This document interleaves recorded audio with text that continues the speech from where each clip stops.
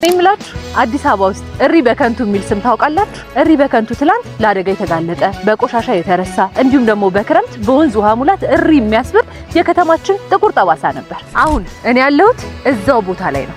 ግን ዛሬ ጭቃው ቆሻሻውም የለም። እዚህ ያለው ሌላ ታሪክ። ይህ የወንዝ ዳርቻ ልማት ያመጣው ለውጥ ዝም ብሎ ፓርክ ብቻ አይደለም። በዓለም አቀፍ ደረጃ ከተሞች እንደ ለንደን እና ፓሪስ ወንዞቻቸውን ለኢኮኖሚ ለውበት እንደሚጠቀሙት ሁሉ አዲስ አበባም ወንዞቿን ከስጋት ወደ ታላቅ ሀብትነት የቀየረችበት አዲስ ምዕራፍ ነው።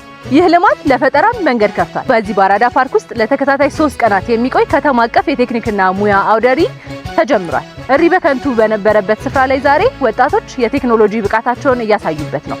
ምክንያቱም የሚሰሩ እጆች ናቸው ሀገርን የሚገነቡት።